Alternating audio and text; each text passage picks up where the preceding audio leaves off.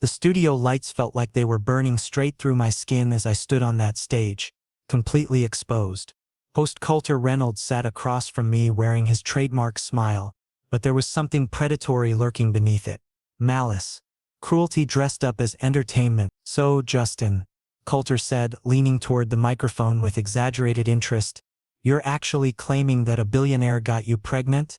An omega like you?" A ripple of laughter spread through the audience, and I stood there on that stage, completely alone, trying desperately to shield my small baby bump from their collective scrutiny. My hand moved instinctively to my stomach. 3 months. Only 3 months along, but the bump was becoming impossible to hide now. Coulter's eyes tracked the movement and his smile widened with sick satisfaction. "Look at that, folks. He's protecting his little fantasy baby." The word fantasy dripped with such venom that I felt like someone had driven a dagger straight into my chest.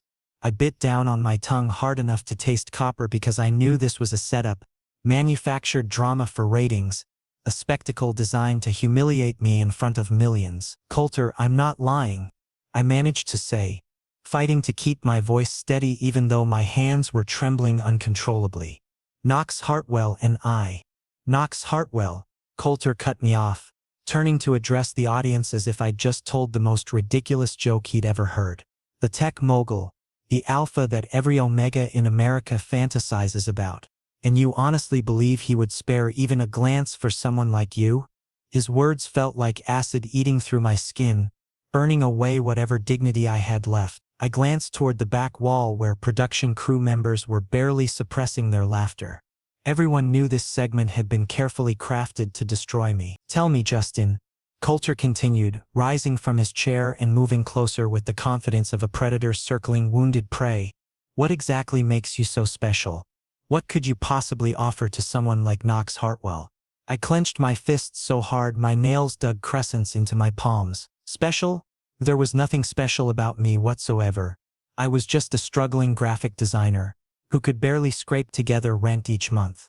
I had only attended that charity gala 3 months ago because my friend was handling the event planning and had given me a free ticket. And there, on that seemingly ordinary night, I had made the catastrophic mistake of meeting Knox. One night. Just one single night when the chemistry between us had been so overwhelmingly powerful that I couldn't maintain any semblance of control. One night that had permanently altered the entire trajectory of my existence. "I don't need to prove myself to you," I said, but my voice had deteriorated into barely more than a whisper. The microphone still caught it though, broadcasting my weakness to everyone watching. Some audience members looked sympathetic, but most seemed thoroughly entertained by this public humiliation. I stood there feeling completely exposed, pregnant and utterly abandoned. Then something happened that I absolutely had not anticipated.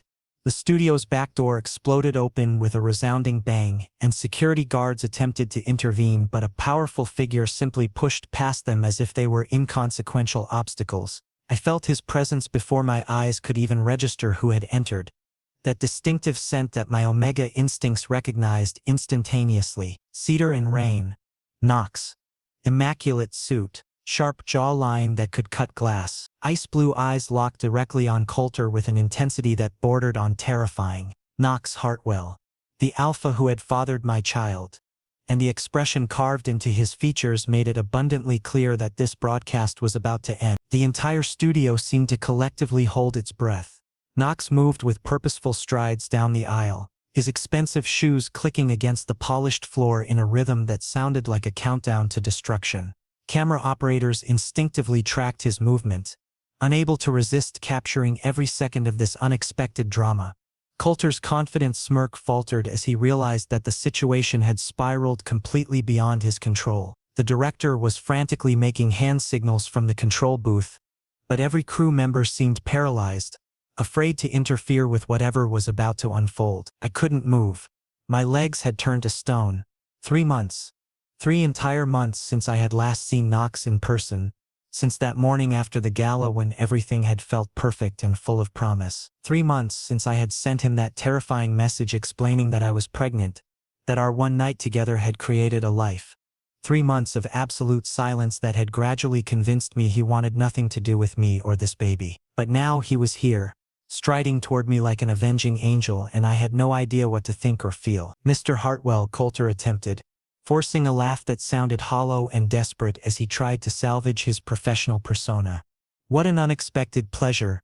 Shut down those cameras immediately, Knox commanded, his voice carrying absolute authority that made it clear this was not a request or suggestion.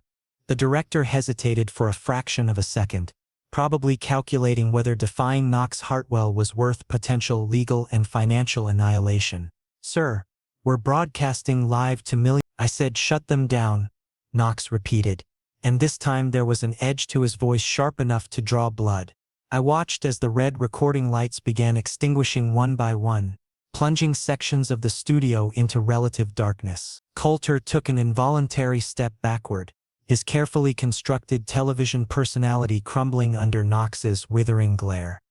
Hartwell, we were simply conducting an interview with your friend here regarding his rather extraordinary claims about you were actively humiliating someone who falls under my protection, Knox interrupted coldly, finally reaching the stage and climbing the steps with fluid grace. He was close now, so close I could feel the heat radiating from his body, could smell that intoxicating scent that my biology desperately craved, despite my conscious mind's protests. Justin. Knox said my name with such unexpected gentleness that shock rippled through me. His ice-blue eyes had softened considerably, now filled with genuine concern rather than businesslike calculation. Are you all right? Was I all right? This alpha who had completely ghosted me for 3 solid months, who had ignored every sengui message and voicemail I had left, was now standing here acting as though he genuinely cared about my well-being. I tried to bottle up the storm of emotions threatening to overwhelm me completely. I'm fine, I lied automatically, but my voice betrayed me by shaking noticeably. Knox's jaw tightened as if he could detect the falsehood immediately. He studied my face for several long seconds, cataloging every detail before turning his devastating attention back to Coulter. The host had gone pale, sweat beginning to bead along his hairline as he realized the magnitude of his mistake. This wasn't some minor celebrity he could mock without consequences. This was Knox Hartwell, a man whose wealth and influence could destroy careers with a single phone call. Knox's presence had frozen the entire room into suspended animation.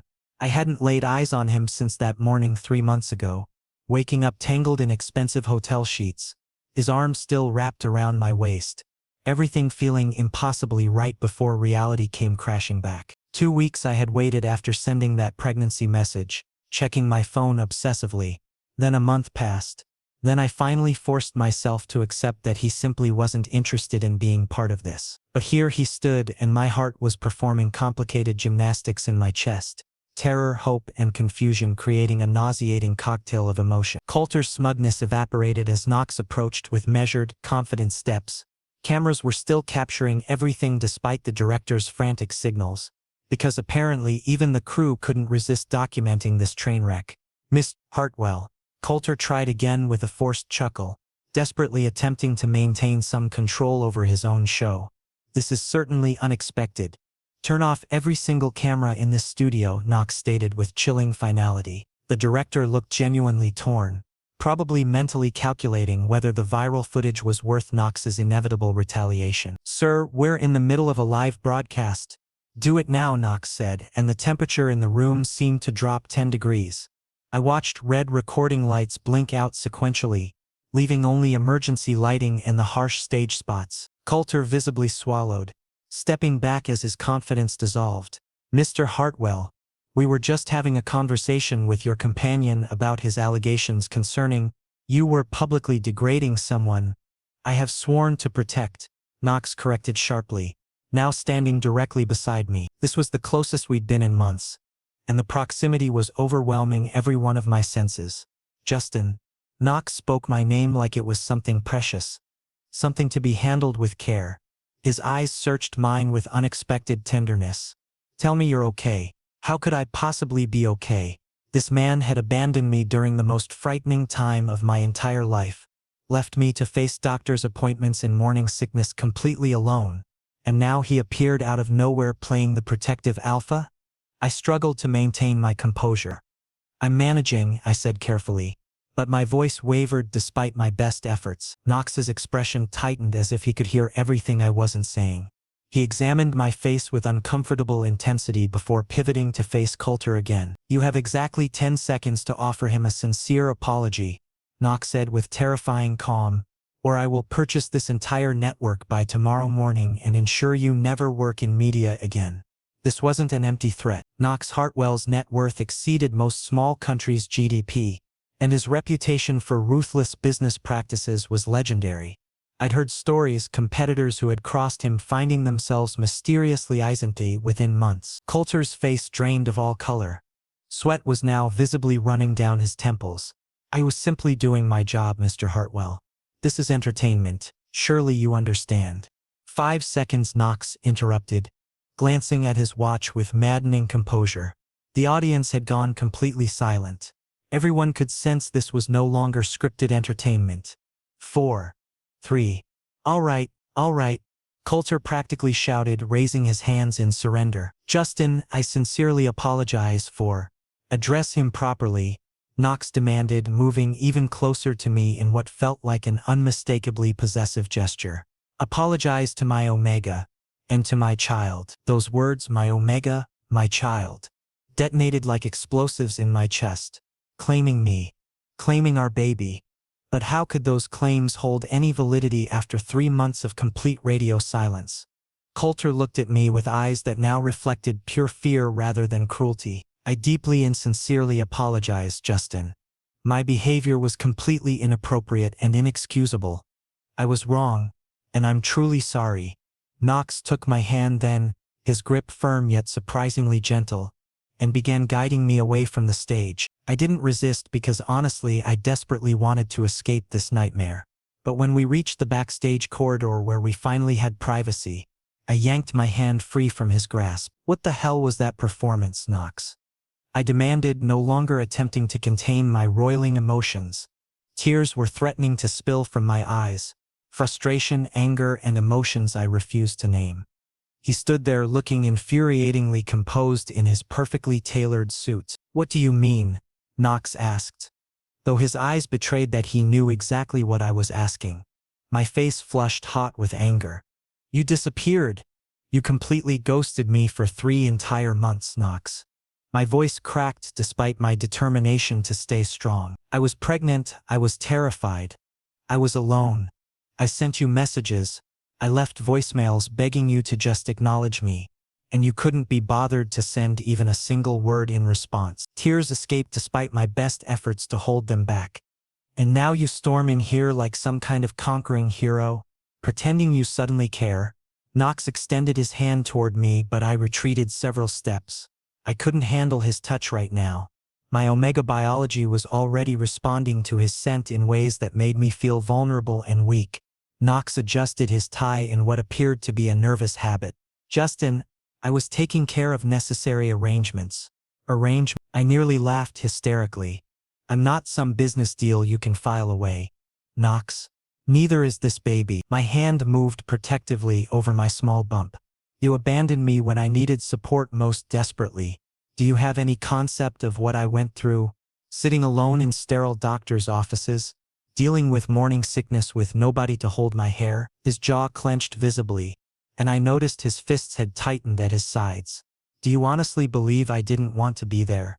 His voice sounded strained, almost pained. Then why weren't you? I shot back, meeting his gaze directly. Was I really that insignificant? Just a regrettable one-night mistake you wanted to forget? No, Knox said forcefully, taking a step closer. Never think that. That night meant something profound to me, Justin. Then explain why, I whispered, feeling physically and emotionally drained.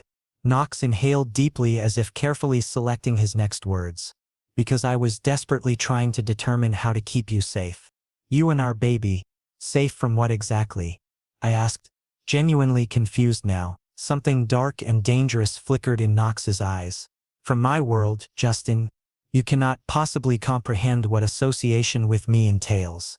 The enemies I've created through business, the people who would exploit you and our child as leverage against me, he paused significantly. I receive death threats regularly, Justin. There have been kidnapping attempts targeting people in my life. I couldn't bear the thought of exposing you to that danger. My anger diminished slightly at this revelation, though the head remained achingly present. So you made that decision unilaterally?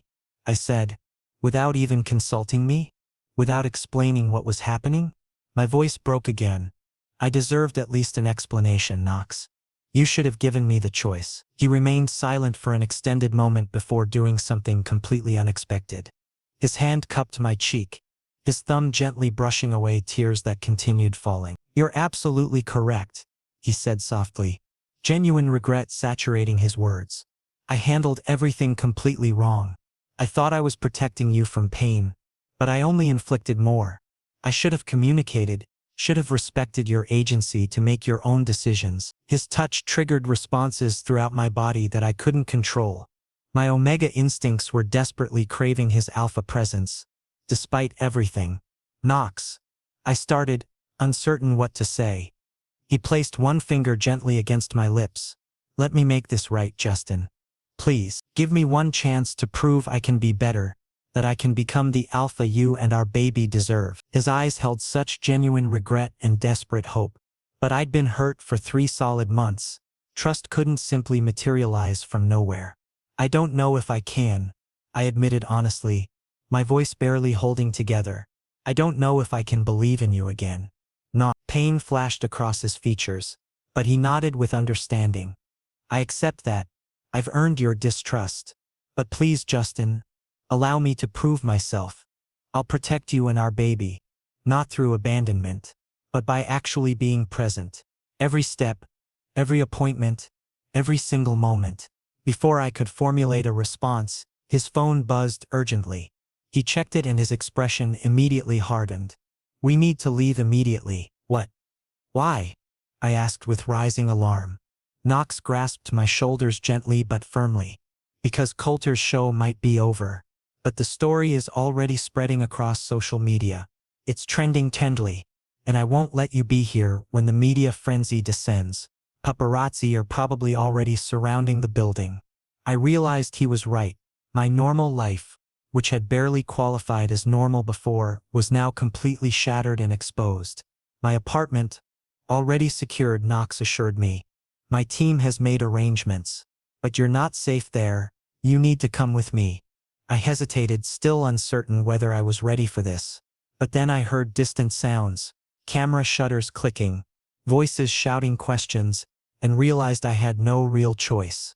At least not right now. Knox's black SUV accelerated toward the city outskirts with impressive speed.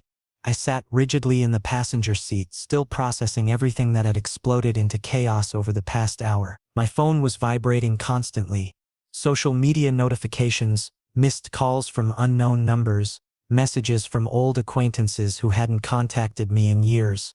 Suddenly pretending to care, I switched the phone to silent mode and stared out the window at the blurring landscape. Knox's driver, a quiet beta named Brian, drove with professional efficiency as if rescuing overwhelmed pregnant omegas from media circuses was part of his standard job description. Knox remained focused on his own phone, rapidly typing messages and fielding calls, probably implementing damage control strategies or coordinating security measures. Where exactly are we going? I finally asked when we exited the highway onto a route I didn't recognize. Somewhere secure, Knox replied, briefly glancing at me before returning attention to his phone. A private location, where the media cannot harass you. I noticed his jawline was tight with tension. Stressed, presumably. Knox, I could just go back to my apartment. Absolutely not, he said firmly, his tone brooking no argument whatsoever. Your address has already been leaked to the public. I had my assistant verify. Paparazzi have already set up camp outside your building. Your neighbors are being harassed for information. It's completely unsafe. The realization hit me like freezing water. My privacy, my normal existence, everything had been obliterated in a single moment. So this is your world, I said bitterly, wrapping my arms around myself. This is what you were supposedly protecting me from. Knox finally set down his phone and turned to face me completely. Yes, and now I can clearly see how foolish I was, thinking isolation was the solution. I should have prepared you properly, been honest from the beginning instead of vanishing. We turned onto a private road that wound through dense forest. Trees crowded both sides, creating a tunnel-like effect that felt simultaneously protective and claustrophobic. Headlights appeared behind us, and I tensed before realizing 2 additional black SUVs were following. Security detail, Knox explained when he noticed my worried expression. I'm taking 0 chances with your safety and the babies. Not anymore. Eventually, the road opened into a clearing, and my breath caught involuntarily. Before us stood a stunning modern house, all glass and steel, integrated seamlessly into the natural landscape. Solar panels adorned the roof, and the landscaping was so carefully designed that the structure seemed to grow organically from the forest itself. "This is your safe house?" I asked with genuine awe. "One of several, yes," Knox said casually, as if maintaining multiple secret hideaways was perfectly normal. He exited the car and came around to open my door, offering his hand for assistance. I hesitated. Accepting his help felt like accepting something more significant, crossing some invisible boundary. But my body was exhausted, and honestly I craved the support. I took his hand. His touch was firm yet gentle, and as I stood, his scent enveloped me completely, making my omega instincts respond in frustratingly predictable ways. Inside, the house radiated unexpected warmth, not sterile or cold as I'd anticipated from a supposedly temporary hideout. Comfortable furniture, soft ambient lighting, a fireplace already crackling with flames, and floor-to-ceiling windows offering breathtaking forest views. "Everything you might need is available here," Knox explained, helping me remove my coat with surprising tenderness. "The kitchen is fully stocked with omega-safe foods and proper prenatal nutrition. The master bedroom upstairs has an attached bathroom, soft lighting, extremely comfortable bed. Security personnel maintain the perimeter 24/7, but they won't intrude on your privacy." I stood in the living room surveying my surroundings. Every detail had been thoughtfully considered with omega comfort in mind. "How long do you expect me to remain here?" I asked, still trying to process that this had become my temporary reality. Knox turned to face me, stepping closer while maintaining respectful distance. "Until the situation stabilizes and becomes safe. Media frenzies typically dissipate within a week or 2 if we don't provide fresh material. And Justin," he paused, seemingly choosing words carefully. "I'll be staying here as well," he stated. "In a separate room, completely independent space if that makes you more comfortable. But I'm not abandoning you again. I'll be here for whatever you need." My heart performed that strange flutter at his declaration. Knox Hartwell, billionaire alpha who probably had hundreds of crucial meetings demanding his attention, was planning to stay in a safe house with me? "What about your companies? Your meetings, your responsibilities? Everything can be handled remotely," he said simply, as if this was inconsequential. "I've already informed my executive assistant. Urgent matters will be addressed through video conferencing. Right now, you and our baby are my priority. My only priority. Our baby." He kept saying that, and each time it created confusing warmth spreading through my chest despite my desire to remain guarded. "Knox, I appreciate the protection and everything," I said, slowly sinking onto the sofa because my legs suddenly felt unreliable. "But this is all overwhelmingly intense. This morning I was just a normal person, a struggling graphic designer, heading to what I knew would be a humiliating television appearance. Now I'm here, hidden away with you. And..." My voice fractured. The emotions were finally crashing over me. The adrenaline was fading, leaving exhaustion in its wake. Immediately, Knox knelt before me on the floor. "I understand completely. I know how overwhelming this must be. And I'm profoundly sorry you're being forced to experience all of this. But please, Justin, let me take care of you. Allow me to at least try making this easier." His eyes held such intensity, such sincerity, that I had to look away. Tears were sliding down my cheeks, and I couldn't seem to stop them. "I need time, Knox," I finally whispered. "You hurt me deeply, and I can't just trust you again so easily." "I know," he responded equally softly, "and I'll respect whatever time you require. But simultaneously, I'll work every single day to earn back your trust. I'll prove myself through consistent actions, not merely words. This is my promise to you and our baby." His sincerity was impossible to deny. But promises had been broken before. I could only hope this time would genuinely be different. Maybe, despite everything, we could find a way forward through this impossible situation. 3 days passed in the safe house, and against all my expectations, a fragile routine began to establish itself. The first morning had been excruciatingly awkward. I'd ventured into the kitchen to find Knox already there, making coffee, and we'd performed an uncomfortable dance around each other, neither quite knowing how to navigate this forced proximity. The second morning proved slightly less painful. By the third morning, we actually managed to exchange genuine good mornings without the oppressive weight of tension suffocating us. Knox spent his mornings sequestered in his study handling video calls while I occupied myself in the kitchen preparing simple breakfasts. Just toast and eggs because my pregnancy cravings remained mercifully mild, and I had no desire to experiment with anything more complicated. I couldn't help noticing that Knox rose extraordinarily early, presumably to accommodate his business obligations across different time zones. Yet he consistently left the coffee pot accompanied by my preferred herbal tea, completely caffeine-free and specifically selected for omega safety. This small, unspoken gesture of care created a tiny fracture in the protective walls I'd constructed around my heart. "You don't have to cook breakfast every single day," Knox mentioned on the fourth morning when he entered the kitchen to find me flipping pancakes. He dressed in casual clothes, a soft cotton shirt and comfortable pants rather than his typical expensive suits, making him appear more approachable and somehow younger. "I'm going completely stir-crazy with boredom," I admitted honestly, watching batter bubble and brown on the griddle. "And cooking helps me relax. It's therapeutic in a way I can't quite explain. Back in my apartment, I'd done the same thing whenever stress threatened to overwhelm me, losing myself in simple recipes that required just enough attention to quiet my anxious thoughts."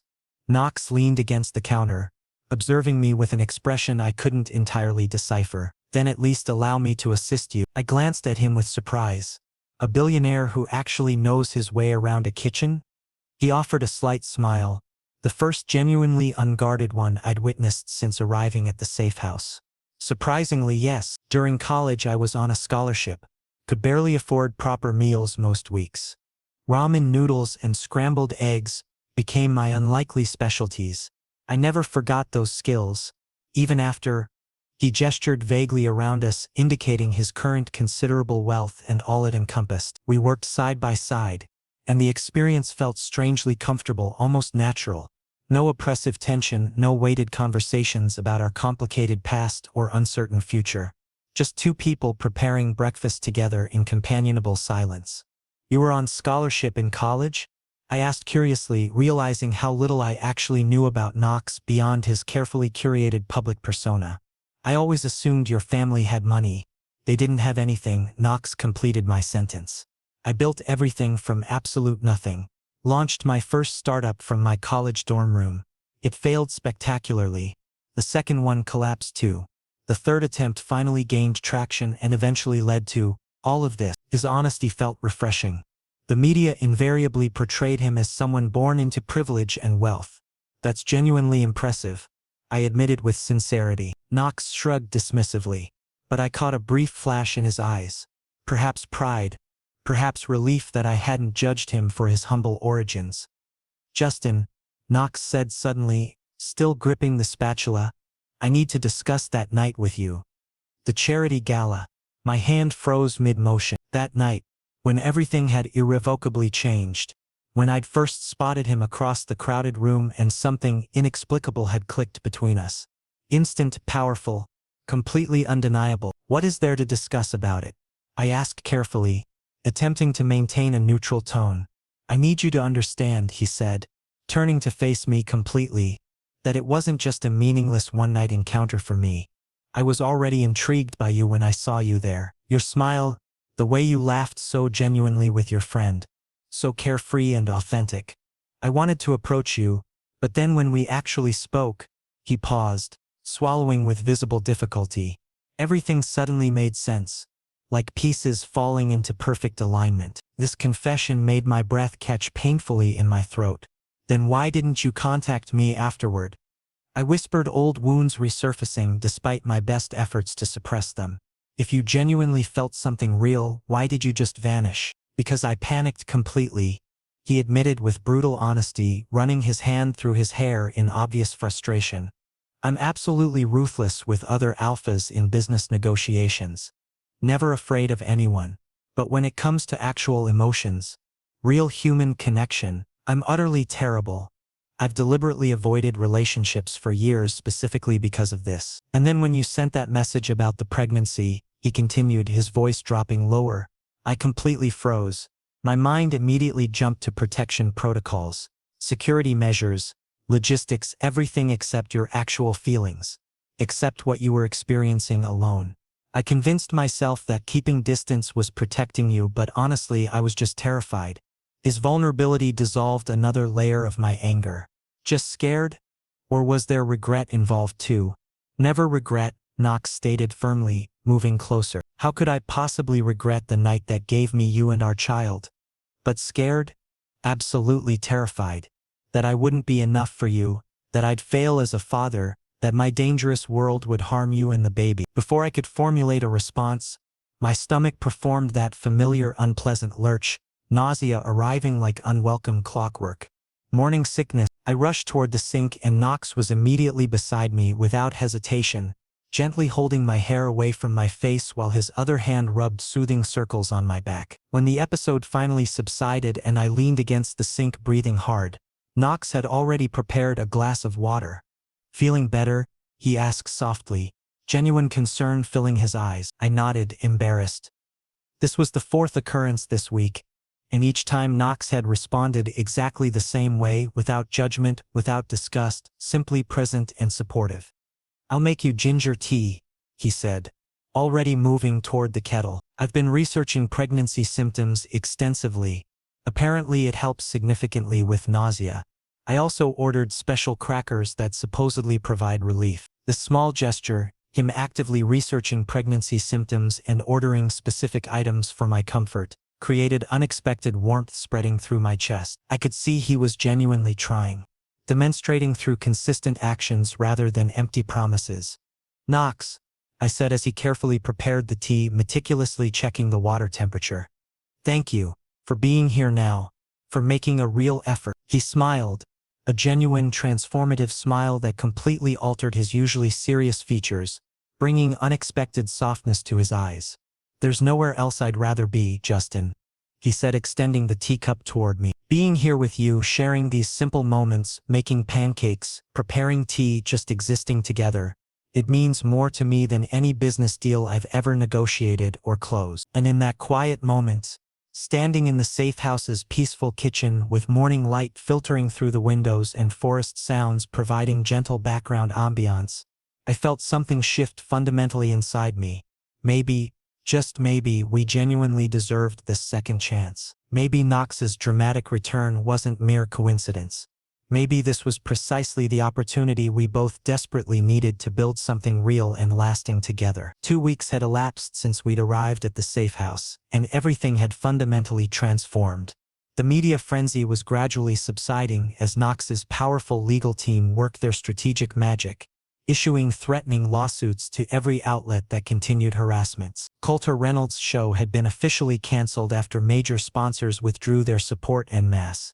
But the most significant change, the evolving connection developing between Knox and me. We'd grown closer, trust slowly and carefully rebuilding itself through accumulated small daily moments, shared meals, quiet evenings, genuinely open conversation. The doctor's appointment is scheduled for today, Knox reminded me at the breakfast table, carefully slicing fresh fruit from my plate.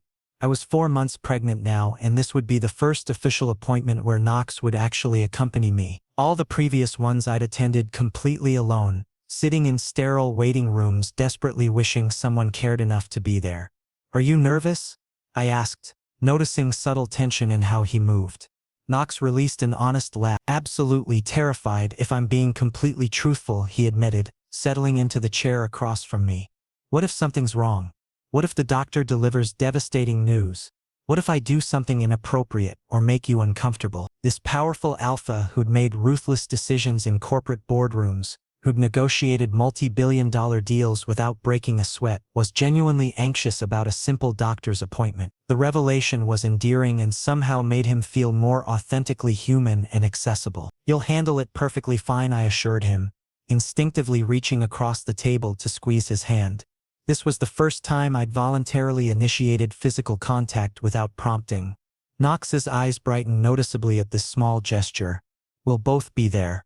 Together. He gently squeezed my hand in return, his thumb creating soft circles against my knuckles.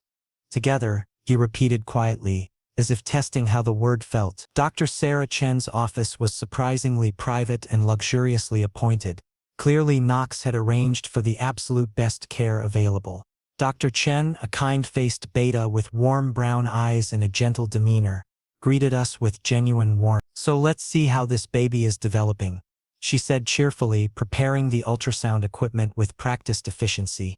I reclined on the examining table and Knox immediately grasped my hand tightly as if desperately needing an anchor to ground himself. I glanced at him and saw pure anxiety etched across his features. When the cool gel contacted my exposed skin, I shivered involuntarily and Knox instinctively rubbed my shoulders for warmth, his touch both protective and caring. Dr. Chen smiled at our interaction. "First-time father?" she asked Knox kindly. "Is it really that obvious?" Knox responded wryly, though his grip on my hand intensified. "Extremely obvious." Dr. Chen laughed warmly. "But please don't worry, you're doing wonderfully. Now let's take a look at your baby." Then the screen flickered to life and my entire world stopped rotating. A tiny form moving slightly and that sound, that incredible rapid, strong heartbeat filling the room. "There's your baby," Dr. Chen announced, indicating specific features on the screen. "Beautiful strong heartbeat measuring 160 beats per minute. Growth is perfectly on track.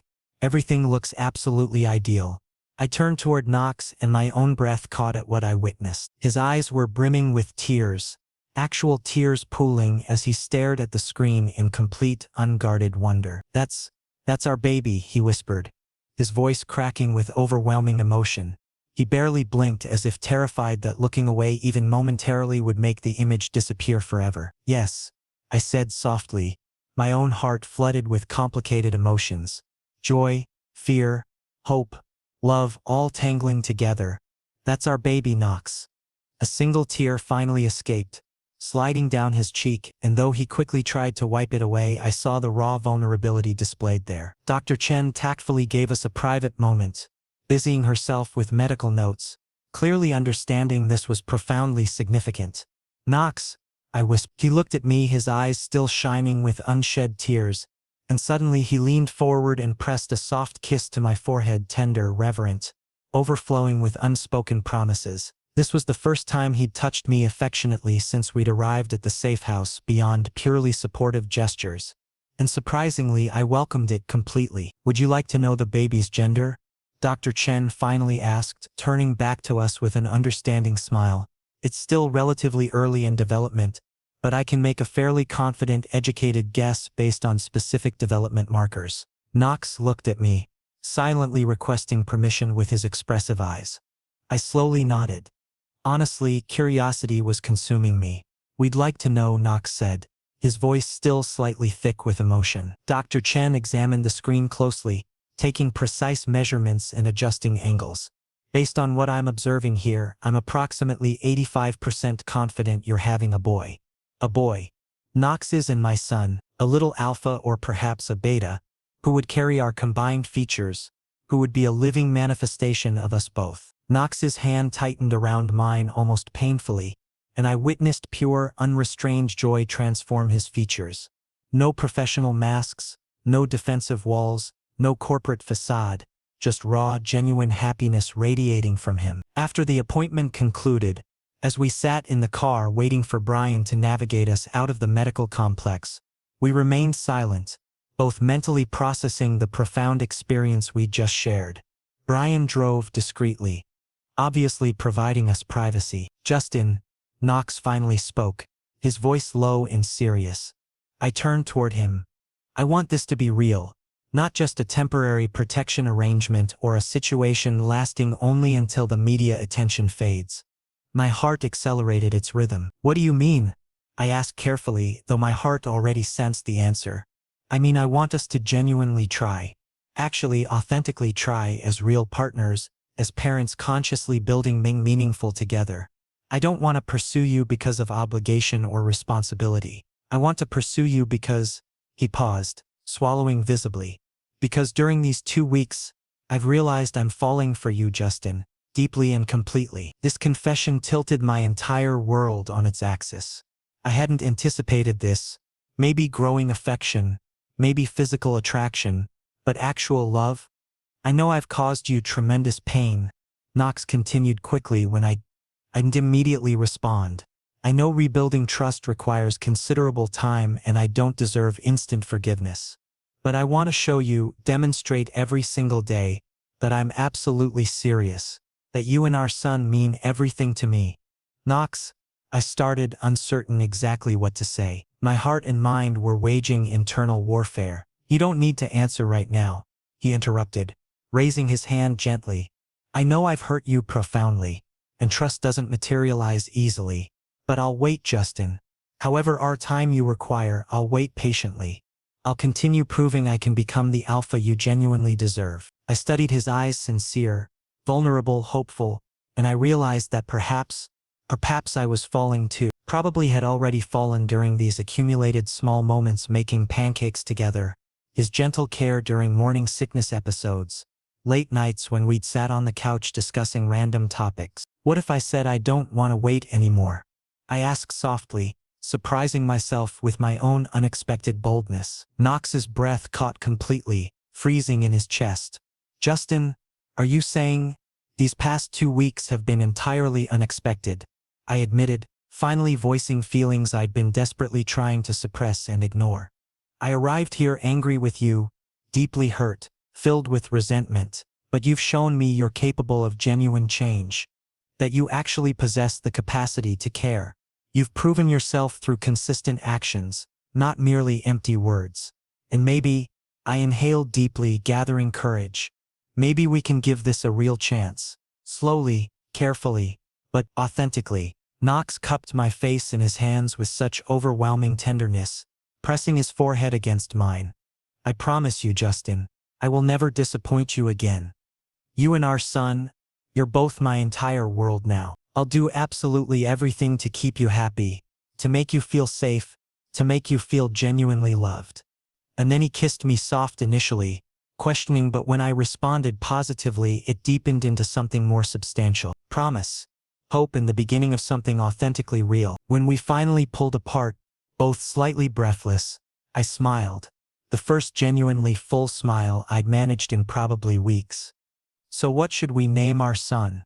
I asked, deliberately shifting the topic to something lighter while keeping us grounded in our new reality. Knox considered thoughtfully, his thumb gently brushing my cheek. Something strong, he finally said. Something that will constantly remind him how deeply loved and wanted he is.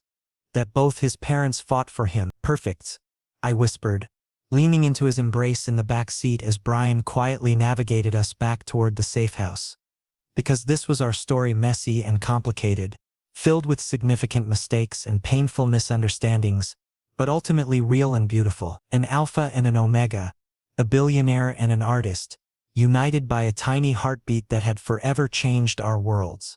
And I finally believed, actually genuinely believed, that we could make this work. Together as partners, as family. The following morning I woke to find Knox's side of the bed empty.